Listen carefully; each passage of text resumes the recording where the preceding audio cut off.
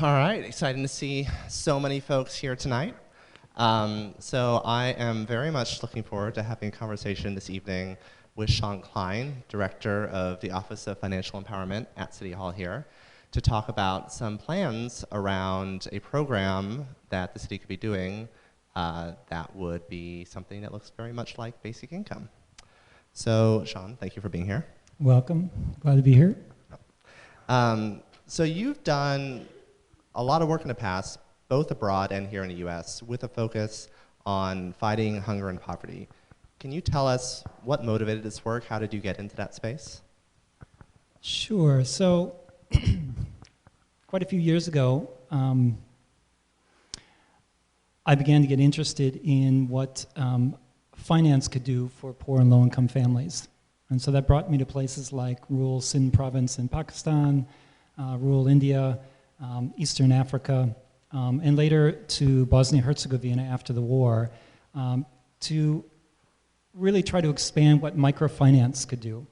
And I'm going to assume everyone in the room for now knows what microfinance is. It's small loans, savings, insurance, remittances. That was a really exciting time in what I'd call sort of the microfinance movement, because there was a point at which there was this idea that microfinance could really transform the lives of poor and low-income people, and it could pay for itself. And there was very little in the international development world that could make that kind of promise. So that got me really excited. And I kind of worked diligently in a whole different number of settings, both for institutions, with credit unions in the Philippines, with informal savings groups, which actually represent the largest form of banking in the world, out there off the radar. And I recognized what now 10 plus randomized control trials have indicated, and that is finance is important and it's helpful, but in the case of microfinance, it's not transformative, right? So it helps low-income people smooth incomes because they live very volatile lives. So that was one of the first things that I got excited about and then kind of had to pause on. The other is that there is this notion that microfinance could deliver a double bottom line equally at the same time, right? So the profit to sustain the work and impact in the lives of poor people, and that they were mutually beneficial in kind of a virtuous cycle. And I think many of us recognized in that field that in fact there are trade-offs. You can have one, some of the other, and vice versa, but to achieve both in a really dramatic way was a challenge. So that's kind of the work that I started out with, getting interested in the role of finance and money.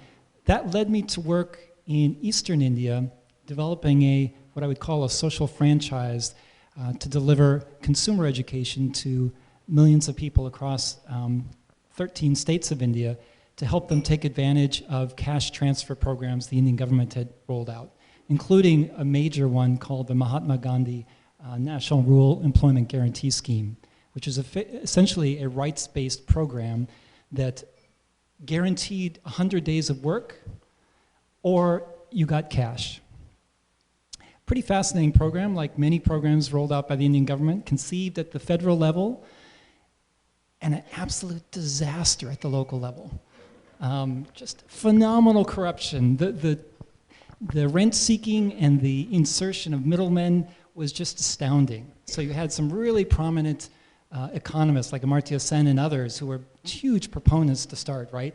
And then after a number of years, we're just like, pulling back, kind of shrieking at what it was looking like.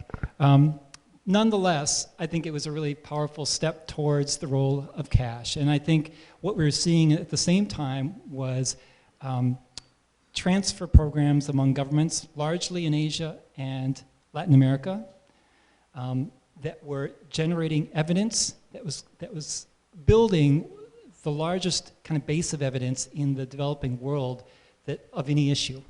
So now there's tremendous evidence for the role of cash transfers. Conditional transfers based on your kids going to school or going to a health clinic, or unconditional cash transfers that have other positive outcomes. And one of the many, many outcomes that we saw from that evidence was that giving people cash actually led more or less, by and large, most of the time, to them doing the right thing for their family, right? So that's what got me really excited about the work in the international sphere. So you mentioned both conditional and unconditional cash transfers here, and I think most people in the audience probably are familiar, but for those who aren't, basic income is unconditional cash every month that brings you up to that level of covering basic needs. What led you to that? Because there is, cash transfers certainly put you in that realm, but there is that one step farther to thinking about a program that's actually guaranteeing the level of basic needs. Is there a particular moment that really put you, when you remember hearing about it, or remember thinking, oh, this is actually something that makes sense? Yeah, I don't know if there are others in the room that share this moment with me, but when I learned about Give Directly's work, I was blown away. Not because it was just another NGO doing something interesting, but because it was so committed to generating evidence that reinforced kind of the power of cash. The other really powerful thing about Give Directly's work is that it's heretical in that it suggests that if you can't beat cash, implicitly suggests if you can't beat cash, maybe you shouldn't be out there, offering something to poor families.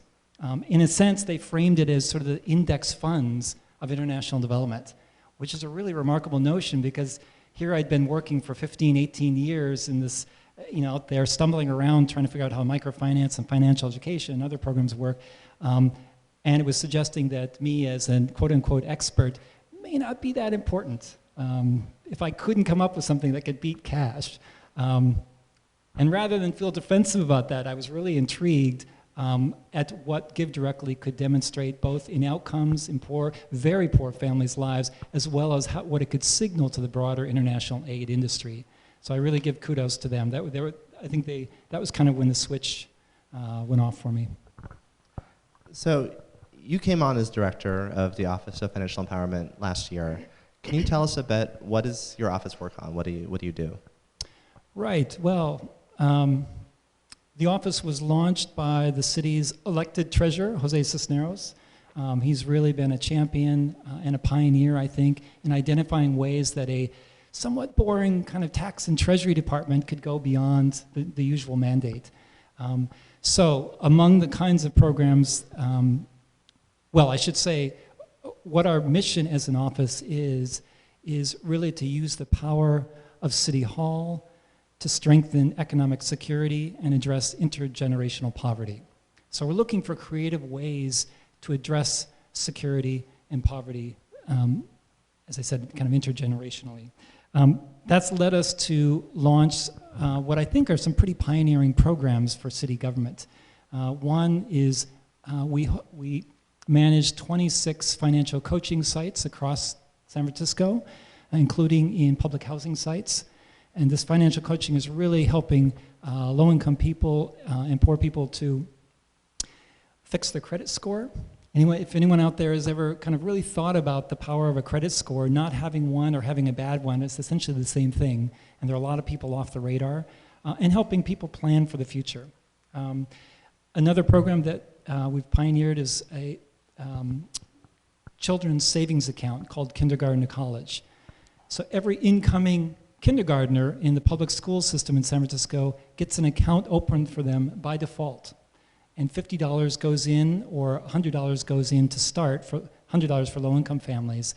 And then there's philanthropic money that we bring to the table to incentivize savings among those families. It's now the largest universal child savings program of its kind in the country. And one of the key roles we have, in addition to kind of trying these experiments out and scaling them up, is to signal what's possible to other cities. So now we're co-chair of the Cities for Financial Empowerment, which is a coalition of 15 other cities that are kind of following our lead. And that's a really exciting development, I think, given how important I think cities are now more than ever. Is there a strong reception to that, or are there a lot of other cities across the U.S. getting on board with more innovative ways of approaching this sort of challenge? I think there is. I think there's a real appetite to do more at the city level. Of course, the challenge is always how do you pay for it? And my hope is that, so we're at a kind of a galvanizing moment for cities to think more creatively about how they can generate revenue for really progressive policy. So I don't know if anyone saw what Portland recently did in enacting this law that taxes companies whose CEO makes X percentage above their median employee's salary. I'm not sure how that's going to play out, in fact, and it doesn't generate that much money yet for Portland, but I think it was a pretty bold symbol, or signal, rather, to Portland's concern as a city for economic inequality, which is bad and getting worse at this point. So the main focus tonight is a plan you've been working on for some months now around providing some residents in San Francisco with something that very much resembles basic income. What can you tell us about that?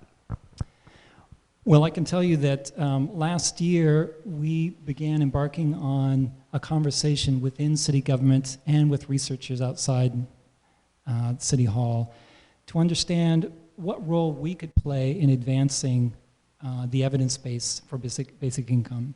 So our first step was to assemble a coalition of actors that could put a proposal to MacArthur Foundation for $100 million. So we found champions for this basic income experiment, which I'll mention in a minute, in Detroit, New Haven, Connecticut, and San Francisco.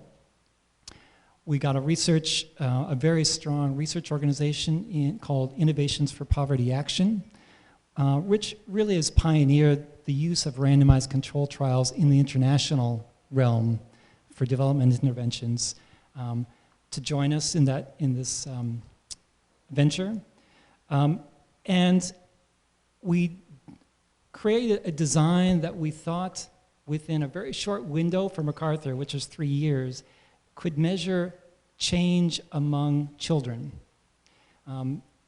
We did that for 2 reasons. Children's development is kind of profoundly important, as I'm sure all you know.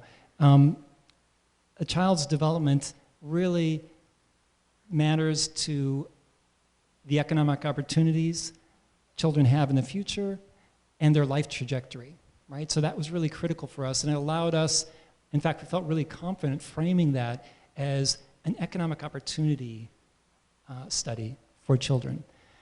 The second thing that was really important is that changes among children in their development is very sensitive, right? So from, within 0 to 3 years of age, you can measure very dramatic changes. That's what makes children so critical an investment, right? And lastly, I will say, for somewhat political purposes, focusing on children sort of skirts some of the questions a lot of people have about basic income, right? So we just passed this marijuana law here in California. So I think there's some images of people sitting on the couch kind of, checking out, when in fact we could frame children as this powerful opportunity to invest. And so what we did is we looked at an investment in the family of unconditional cash of $1,000 and $2,000 a month. And we wanted to look at varying levels to see whether that made a big difference, more or less cash. Then we looked at the cash equivalent in what I would describe as wraparound services. So home nurse visits, pre-K, other sort of supports for which there's actually a lot of kind of recognition, right? So whether it's Mayor de Blasio or Hillary Clinton or Bernie Sanders or others, that's kind of early childhood development's seen as really kind of a cornerstone of progressive policy on the left. There's also some research, though, that suggests that cash might just sometimes beat those inputs in terms of the outcomes among kids. And there's never been an apples-to-apples comparison of that. So we thought that would be a really powerful piece. And I will say one more thing. And of course, we had a control that wouldn't get anything. But we thought to ourselves, and remember, this was mid last year, so this is before the election at the federal level. Even then, though, it was clear to us that evidence is necessary but insufficient. In fact, I was thinking to myself the other day, what if all policy had just 2 criteria? no conflict of interest at stake, and evidence. I mean, that would be profound, wouldn't it? That would be amazing, just that. So we knew that if we generated the evidence, they wouldn't necessarily come. So how could we sort of put something in our proposal that might help us shape or build consensus, or if not consensus, a strong block of people who would be supportive of a policy based on the evidence that our proposal was going to generate. And I'll mention a few of the names we had on board to do that.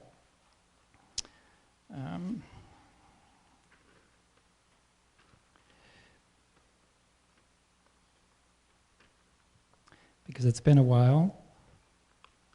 Bear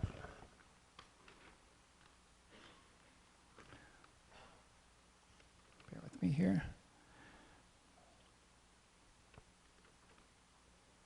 So Austin Goolsbee, Edward Lazier, and Greg Menquil were chairs of the White House Council on Economic Advisors, and Jeffrey Liebman brought social impact bonds to the U.S. while working in the White House of Management and Budget. So we talked to them about this opportunity we had, and we knew there were others, but we wanted to make sure we could kind of create a rounded out group of advisors. And I still think that's a really powerful idea. Would it be enough? I think is kind of left to be seen. But that's what we did sort of for a national demonstration across 3 cities. We've since, well, I'll just say MacArthur had other ideas about who they're going to fund. So they got 2,000 proposals, and the feedback we got was one that our proposal didn't have enough evidence behind it, which is a little frustrating because it was all about generating evidence. But the second piece was that they felt it might be a challenge to work across 3 city governments to disperse $100 million in 3 years. Fair enough. That suggests to us that MacArthur's looking for some idea that's very far along that needs a $100 million nudge. And that perhaps is not where UBI is, but where we'd like to take it at some point too. And then the 2 other, we've kind of repurposed that proposal, and we're looking at a 2-city model now, San Francisco and another city, really looking at the South for that other city partner. And more of a $5 million kind of experiment here in San Francisco, or pure cash with a variety of outcomes we're still in discussion with other city agencies about. I thought that was a really interesting point about when you provide funding to younger children that you can see the results much more quickly. And I think that's something that people often don't really appreciate when you talk about trying out basic income. Because you're talking about a policy that is long-term transformation, you really need to give it for a long amount of time to see it. So Give Directly's experiment is 10 years, which is great because we'll be able to see it, but we're going to have to wait 10 years. And so being able to see something on a shorter scale could be really exciting. I'm curious, how did other folks in City Hall react to this idea? Because this is out there, and San Francisco is certainly a forward-looking place, but I'm curious what sort of reactions you got. Yes. Well, you know, the progressive nature of the city is sort of a double-edged sword, right? Because on one hand, you've got people who really want to make a dent in the world, and yet all the progressive policies that have come before build constituencies and vested interest. I mean that in the most matter-of-fact, kind of best sense. So I think, you know, across the political spectrum, it's really imperative for us to think about where do the interests lie. So that's been one sensitivity. I described sort of the sensitivities among colleagues in City Hall at 2 levels. On one level, I think there's a concern among some that UBI could be a Trojan horse that takes down the existing social safety net, either in one fell swoop or by 1,000 paper cuts. And I'm sensitive to that. And I think among my more radical colleagues, there's a real skepticism and worry at that level. So I really appreciate sort of the community organizing role that you guys are playing and the fact that we have to have a lot of dialogue to really understand where we are. I think the other concern is that it's just politically unfeasible, right? That's crazy. You couldn't possibly do that. But rather than view UBI as sort of this wholesale transformative policy that kind of takes everything else out and replaces it, I think we have a lot of incremental paths in. And when I say incremental, I mean I think we have some paths in that could be smaller and grow, and on the other hand, we have some paths in that resonate with people because they have a touchstone that's already recognizable. So for example, the fact that the Republican governor in Alaska 30 plus years ago introduced legislation for the Alaska Fund that distributes oil revenue in that state as a shared resource. It's pretty bold, right? I mean, that's pretty awesome. It's $2,000 to $3,000. That's been going on for decades. Norway likewise writes out checks to their citizens for oil revenue. Social Security is a form of basic income for a certain group of people, right?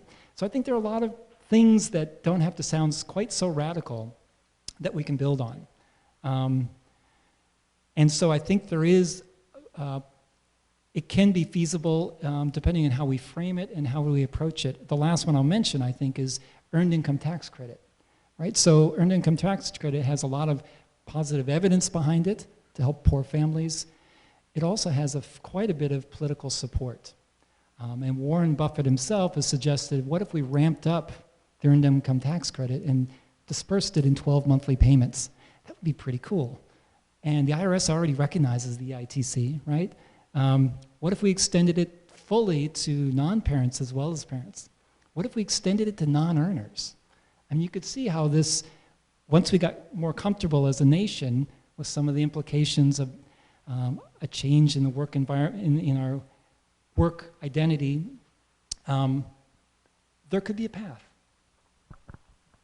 And not just a path, but a path at the city level, a path at the state level, right, which particularly now seems like a very good place to start.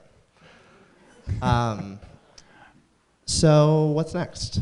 Where you talked about the new proposal, but I'm curious, like, what are the things coming up on the table? What approaches are you considering as far as pursuing both funding and idea more broadly? Well, we're looking at a whole range of things. I mean, I mentioned before this child savings account. Are there any San Francisco parents in the house? All right, good. It's a young audience, I think. Cool. Thank you, parents. So in every group that I'm in, often there are some parents who have kids in this program. You know, we conceived of this program to help kids save for post-secondary education. That costs a lot. And so even supporting families to save using, for example, behavioral science nudges, which we've done with Ideas 42, so that parents can save what they desire to save but struggle to change behavior to save, I think is important. We'd like to expand that. So for example, what if this now 27,000 accounts for kids, growing by 5,000 a year, what if this was a platform that we could transfer larger sums of money at earlier points in kids' life? Because what we know is that children who start out with few resources in life generally stay there. And if we're really looking at wealth inequality, and particularly among people of color, I think it's time to rethink kind of how we approach kids' development and their life trajectory. So what if we could transfer larger sums like as a baby bond? What if we looked at a child-focused basic income through our program? So we're looking at what kind of creative ways within the existing programs we already have to make changes that I think could generate evidence and signal, again, to other cities what's possible, both with the Cities for Financial Empowerment Coalition that I mentioned, I think I mentioned that we co-host 15 other cities that follow stuff that we do. There's also the National League of Cities, which I believe is more than 200, represents more than 200 cities across the country. They just issued a report a couple months ago that suggested basic income is one policy option cities should be considering. Great. All right, I'd like to open it up to questions from the audience. So we're going to do some questions calling on folks, but also some from Twitter. So if you'd like to ask that way, I believe we have our handle up in there, maybe? Great. So why don't we start right here?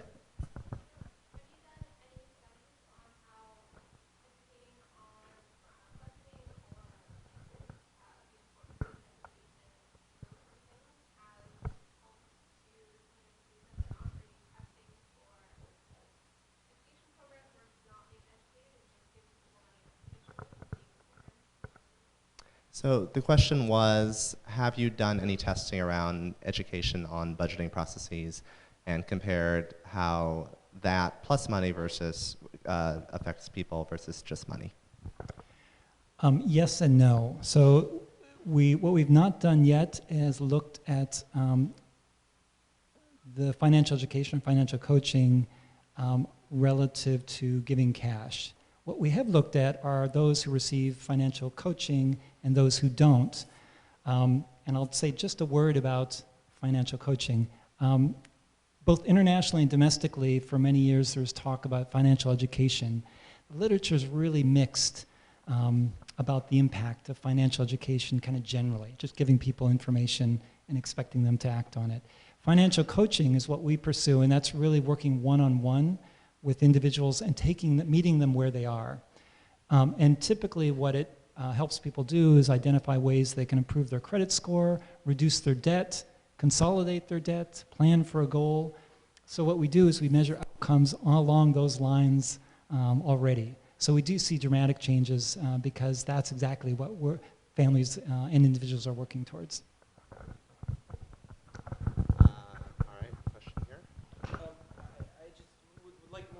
About the specific proposal that you made in terms to the MacArthur Foundation. When you said about looking at a $1,000 level and a $2,000 level, who was that going to? Was that like for the child with the parents involved, or was it to the parents? Did you take into account family size, considering one-parent and two-parent houses? Who exactly would be getting that money? So the question was, when you talk about $1,000 and $2,000 going to households, who is that money actually going to in different situations? So it's interesting. I could go really into the weeds on some of this. I'm going to hold back just a little bit, but I will say that the cash went to families, and we're looking at a 1,500 to 2,000 family sample. Because what our hypothesis was is that cash to families would translate into better outcomes among children. And again, we were consulting with, remember that advisory group that I mentioned before? Not only were we seeking them to help us build consensus once we had the evidence, we're actually engaging with them on the design. So there are a number of outstanding questions we hadn't gotten to yet around the sample. I just wanted to add that. One thing that intrigued us, that informed our design, was some research, not a lot, but there's some research internationally, and I'm thinking of one study from Morocco in which a cash transfer to families wasn't actually strictly conditioned. What was really interesting is they transferred the money and they simply called it an education allowance. You could do whatever you wanted with it. And had this really amazing effect. Most families invested in education, and yet they didn't have to. So we were kind of interested in exploring whether framing of our transfer might be something that we could learn from, as opposed to just saying, here's some cash, do whatever you want, or saying, here's some cash, you have to do this to qualify for it.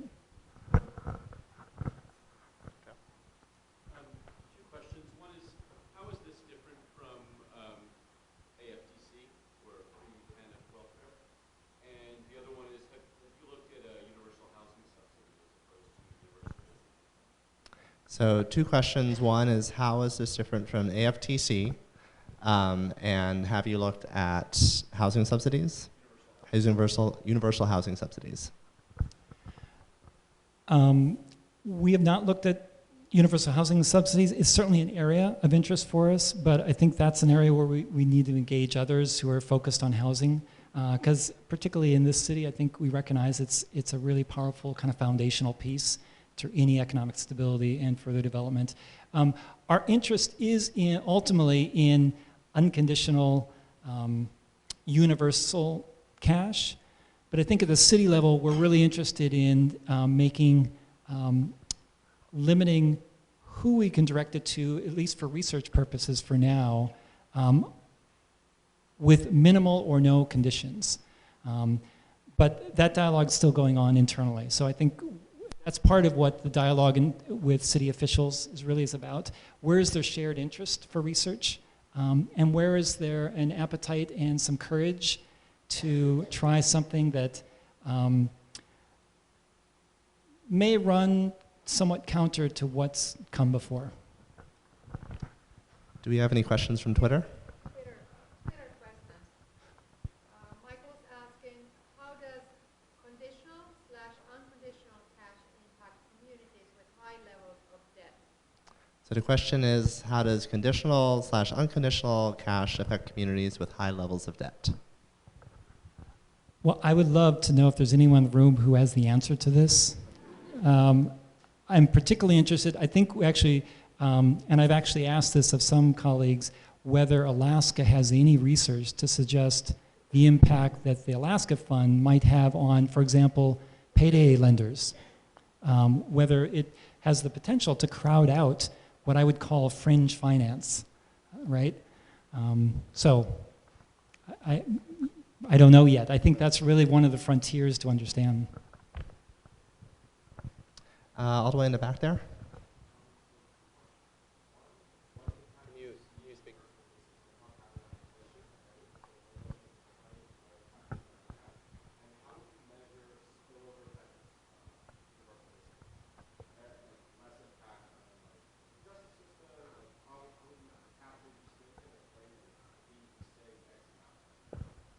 So the two questions are, what impact would universal basic income have on inflation?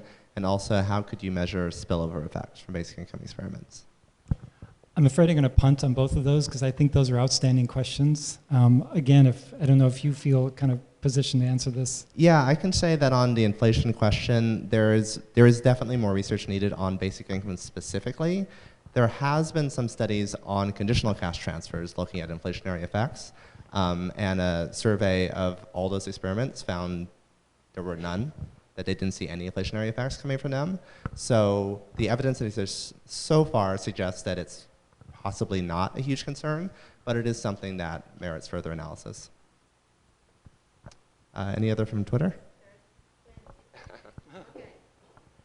Rocky is asking, San Francisco got rid of cash grants in 2003 after Gavin Newsom's Care Not Cash campaign. How will it be different this time?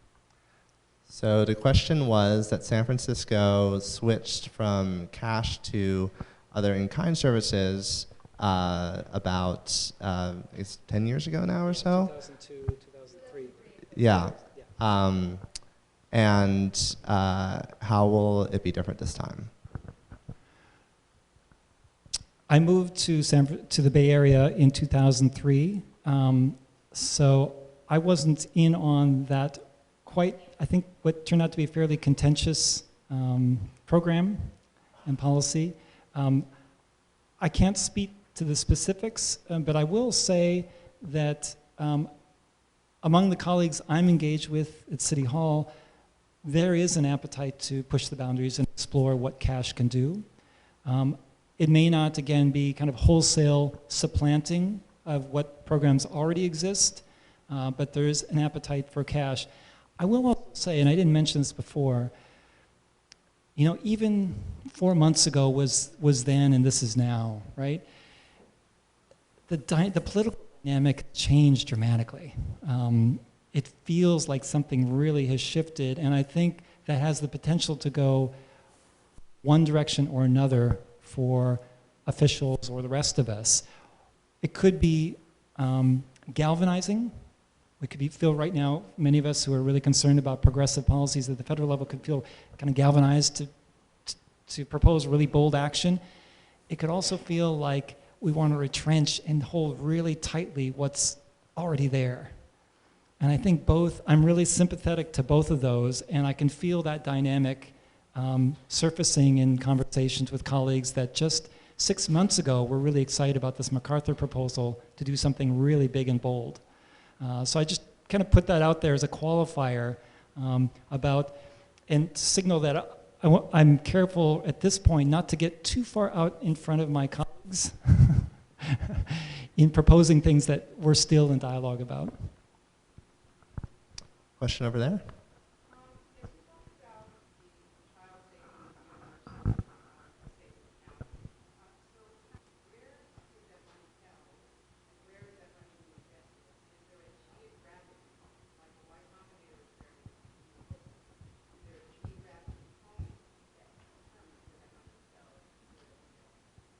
So the question is, on the child savings account, where is that money being held and invested, and is there a geographical component to it? There is no geographic boundary other than the county-city limit. So it is truly universal in that sense. The only limit is that it's for kids in schools that receive public school funding. And that includes charter schools, home schools, traditional public schools. So in that sense, it's absolutely universal. We do, however, target our outreach and support to very particular neighborhoods, low-income neighborhoods. We don't spend any time focusing on Pack Heights. Sorry, Pack Heights.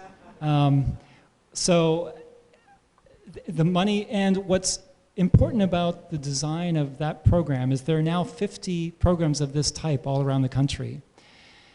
Many of them are following a model using 529, which for parents out there in the know is a means of using kind of mainstream, using the market to invest for your child's education. The problem is you have to be pretty savvy to know how to use a 529. There's risk. You have to opt in. You have to pursue it. And we were really concerned about making sure that access could be universal, and it was opt-out. Again, kind of borrowing from the behavioral science, again, something's always easier when it's given to start, and you have to say, I don't want it. And I can tell you a very small handful of people every year say they don't want to be part of the program. So we keep the money with Citibank as the banking partner, but we're always looking for new opportunities to expand the places that kids and their families can make deposits. We have bank branch tours. We've got all the kinds of outreach to schools, to principals, and we're really looking now for kind of the next chapter in ways we can experiment with this program, again, to equip families to realize their own dreams for their kids.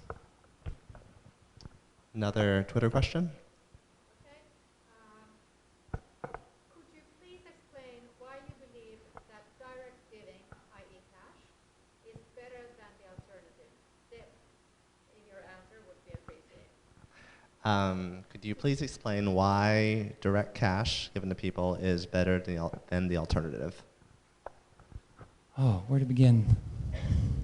Let's start with the evidence. I mentioned before that cash transfers is one of the most researched things across in the world right now in terms of supporting families and individuals. So the evidence is loud and clear.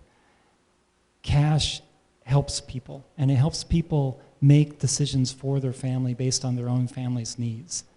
So I think that's really important, and I just want to emphasize the evidence that really comes out clearly to suggest that giving people cash doesn't in fact lead most people to buy drugs or alcohol or gamble, which I think is going to be sort of a notion that we're really going to have to overcome as a community in the United States, right? That some people are deserving of free cash.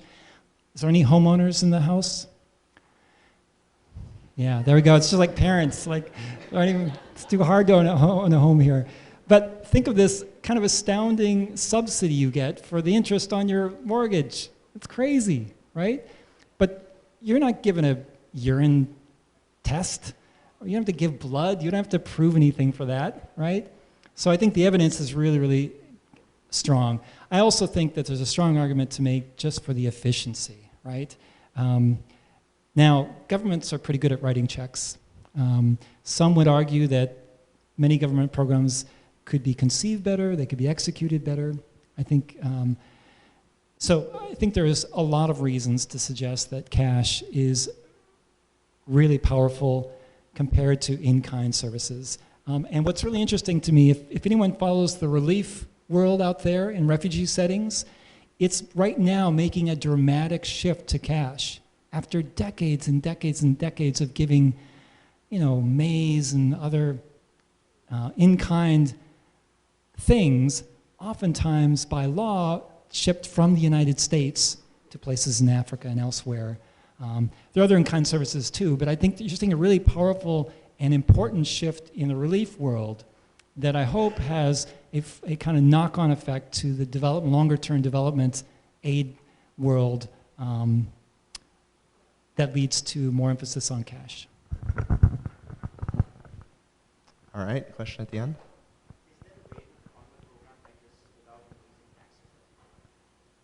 The question is there a way to fund a program like this without increasing the taxes that people pay?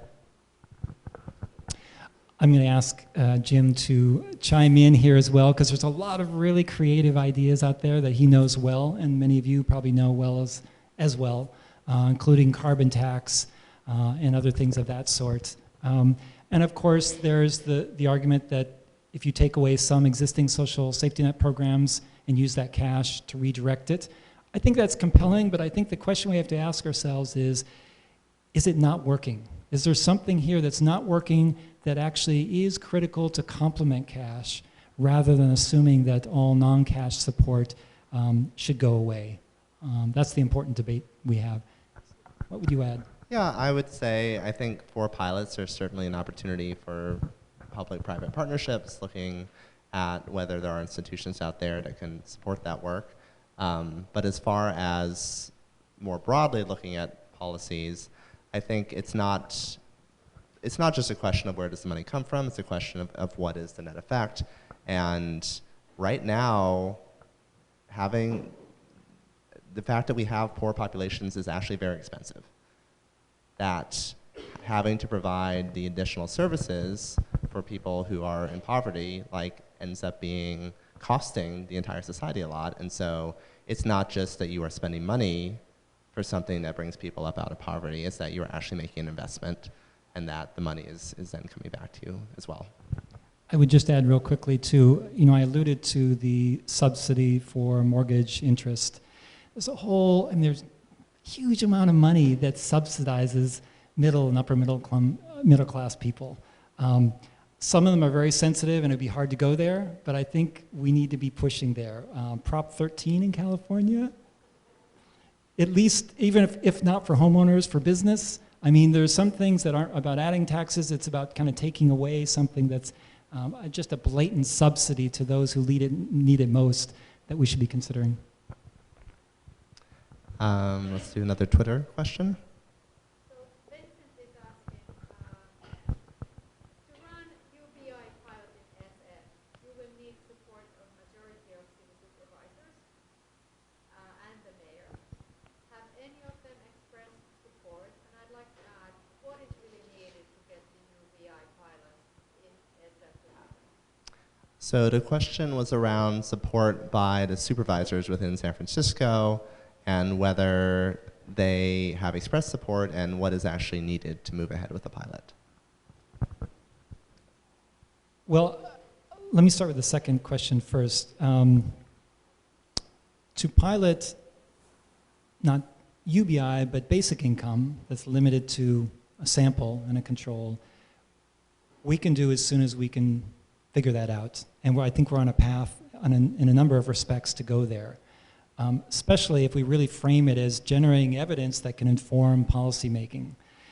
Going to the Board of Supervisors, I think, is a different path. And Jim can speak to this better than I can, but there was some survey work done last year that was really informative. And it included, in addition to 500 registered voters in San Francisco, conversations with then Board of Supervisors, as well as other senior government officials. So there's, I'll let Jim pick it up, there is awareness and engagement, and I think it's kind of a question of timing now. Yeah. There's definitely, yes, there's definitely awareness and I would say interest. As far as I know, no one has publicly endorsed the idea, but I think there's certainly more of a conversation happening these days, so we may start having a bigger conversation, or we may start hearing more on that front soon. Over there?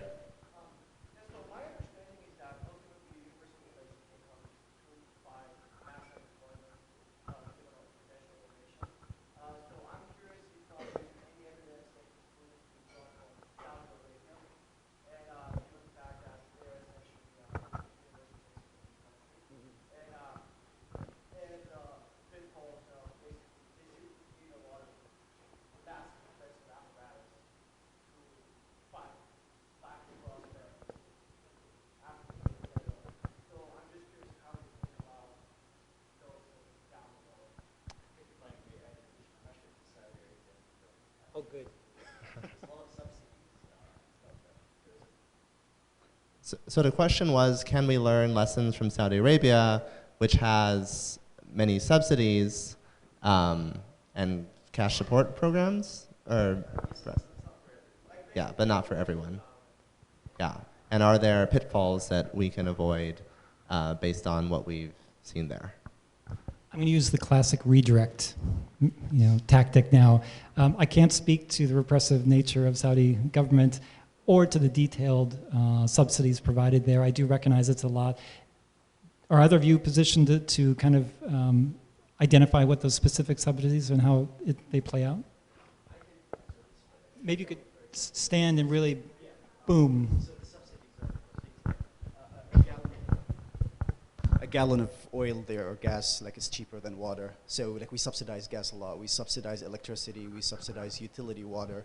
And then for some people who can't buy houses, there's specific loans to facilitate that. But there isn't a universal basic income in the sense that every citizen there is getting a salary. Yeah. That's my understanding. That basically, most people work for the government, and a lot of the jobs but it's a way of world damage, basically. I'm not going to comment any further. All right, let's do one last question right here. I was curious as to why you chose the MacArthur Foundation and what's the incentive for the MacArthur Foundation to fund the study? From my understanding, it's a non-political organization. So the question was, why choose the MacArthur Foundation and what would be their incentive for supporting a study like this? It's sort of like the question, why rob banks, right?